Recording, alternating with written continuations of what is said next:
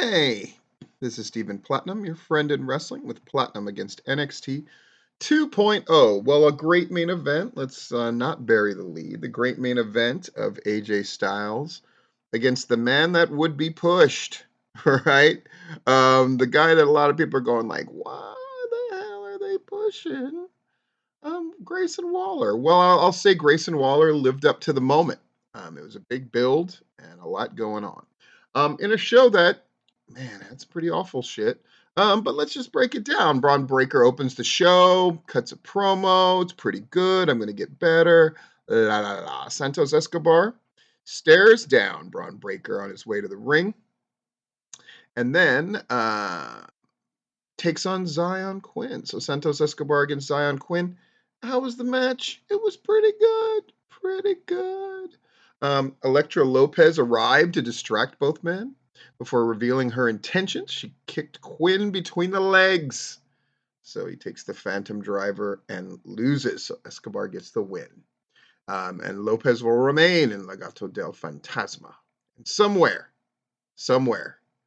hit row cries. Cameron Grimes against Damon Kemp in a squash. Weird. But then I guess they wanted to make sure people remembered who Cameron Grimes was for what he was going to do later. So he wins in a match that was pretty much a throwaway. And now we're in the dreaded middle of the card, which in WWE shows in general, and NXT in particular, usually don't spell good things.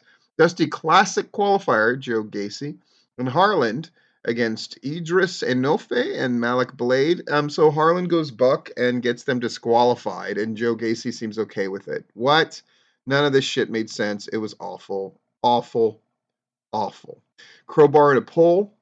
Pete Dunne against Tony D'Angelo. Best part, Pete Dunne's sell of the crowbar shot. Boy, that was a great frickin' sell. That was a great frickin' sell. And the Dunn crowbar assisted submission was pretty cool. But D'Angelo gets the win. And yay, Italians. Hartwell, Perota, and Wendy Chu against Casey Catanzaro, Caden Carter, and Amari Miller. What are we doing? It's a bit of a mess. Indy Hartwell gets a diving elbow after a face buster in order to get the win. So forgettable. Speaking of, Solo Sikoa against Boa. They both got counted out. And then Boa eventually hits him with a fireball. And it has never felt less. Carmelo Hayes cuts a good promo. And at the end of it, he's going to take on Cameron Grimes. Okay. And then AJ Styles, Grayson Waller. Definitely go out of your way to see it. It's nice to see AJ be able to flex those skills and made Waller look very good. But Waller definitely kept pace here.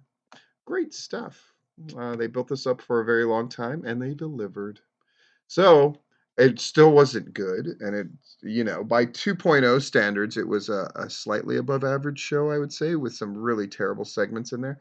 But that main event definitely delivered the goods.